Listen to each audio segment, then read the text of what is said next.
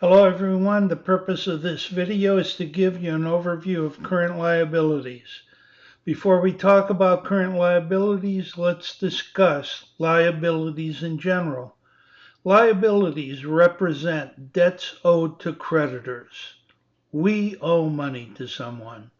They are probable future sacrifices of economic benefits that arise from past obligations to other entities as a result of past transactions. In other words, we owe people money because of transactions that have taken place that we haven't paid for yet. On a classified balance sheet, liabilities are broken down into either current or long-term. Current liabilities are also known as short-term obligations or short-term debt, while long-term liabilities are also referred to as non-current liabilities or long-term debt.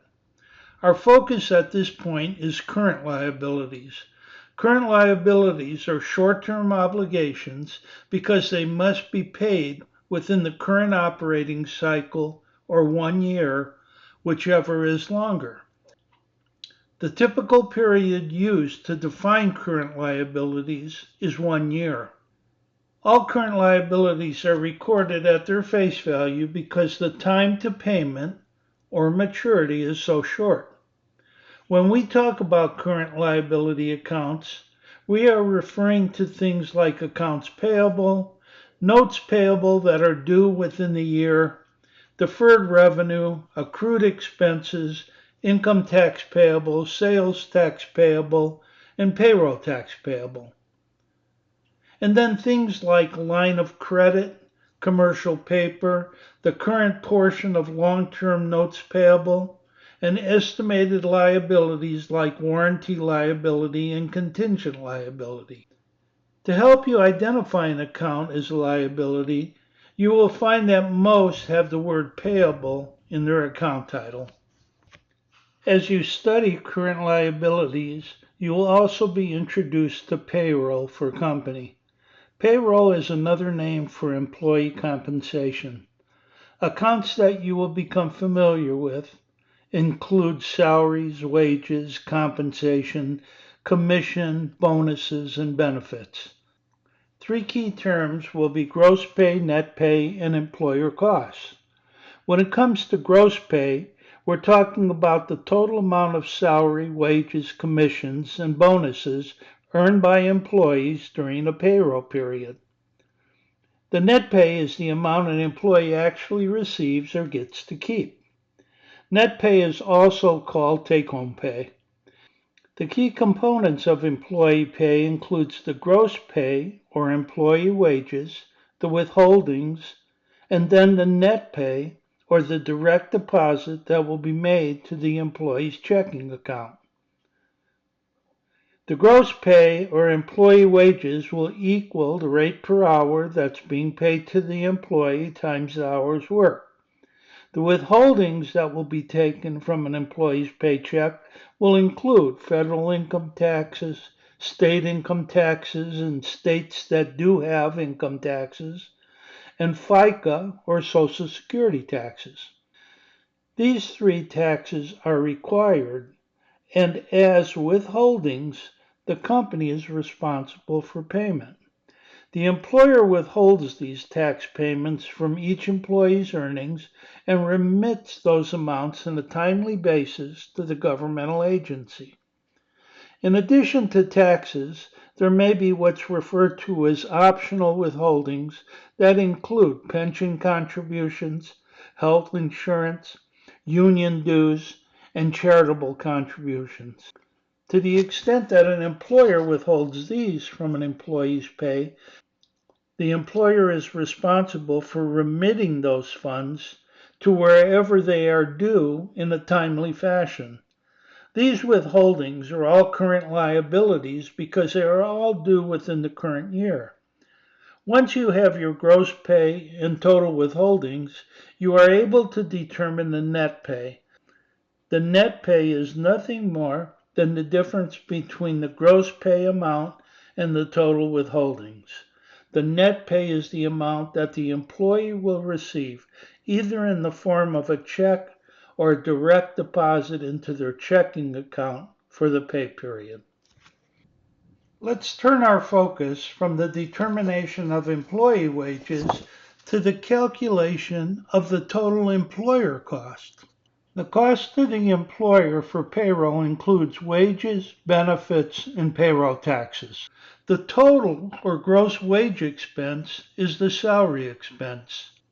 The benefits expense would include things like retirement plans, health insurance, life insurance, tuition reimbursement, wellness programs, child care assistance, and stock options. The payroll taxes for each payday include FICA taxes, federal unemployment taxes, and state unemployment taxes that all employers are responsible for.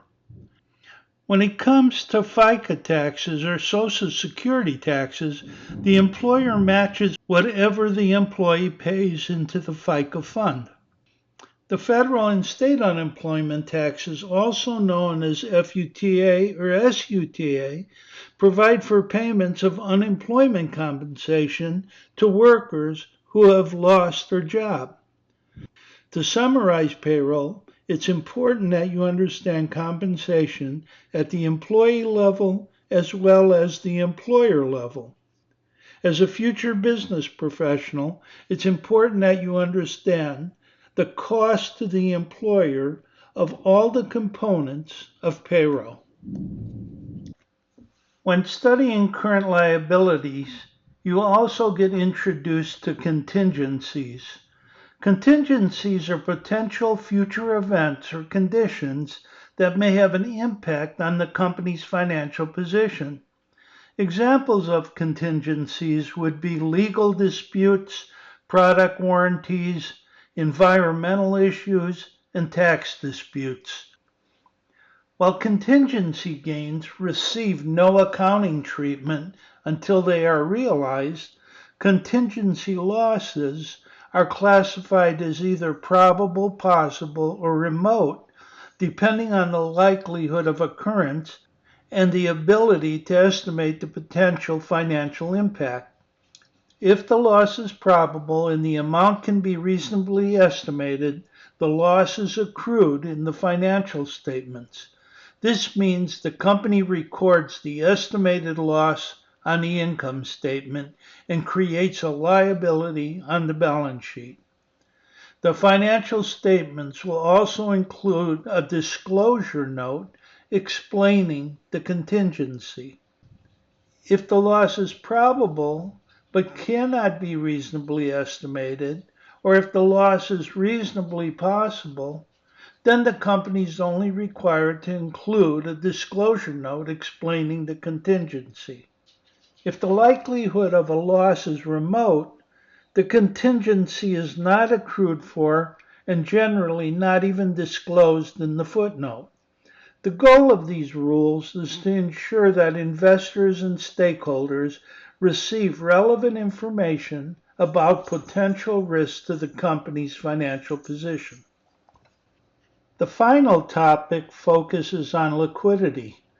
Liquidity refers to the ability of a company to meet its short-term obligations. Net working capital, the current ratio, and the quick ratio are key metrics used to measure liquidity. Net working capital, or NWC, measures the difference between the dollar amounts of current assets and the dollar amounts of current liabilities. A positive net working capital indicates that a company has enough current assets to cover its current liabilities, which is a favorable liquidity position. Conversely, a negative working capital suggests potential liquidity issues. The current ratio is calculated by dividing current assets by current liabilities. A higher current ratio indicates better liquidity as it shows the company has more current assets available to cover its current short-term obligations. The quick ratio or asset test ratio provides a more stringent measure of liquidity by dividing cash and cash equivalents plus short-term investments plus receivables by current liabilities. These quick assets do not include inventory or prepaid expenses since they may not be easily converted into cash in the short term. Again, a higher quick ratio is an indicator of a stronger liquidity position. Typically, a current ratio of 2 or higher and a quick ratio of 1 or higher are indicators of strong liquidity positions. When evaluating their liquidity positions, companies will also compare their results to industry standards and review their trends over time. Well, that's it for an overview of current liabilities. To summarize, liabilities represent amounts owed to others that must be paid. Where assets provide the company with a future benefit, liabilities present the company with a future sacrifice because they must be paid off. Liabilities classified as current liabilities are amounts that are due within the upcoming 12 months. When studying current liabilities, you are also introduced to payroll accounting, contingencies, and liquidity. As a future business professional, you're going to be expected to know the concepts related to current liabilities, as well as be familiar with the metrics like net working capital, current ratio, and quick ratio. I hope this video helps you in your understanding of current liabilities, payroll, contingencies, and liquidity. Thanks for taking time to watch. Take care.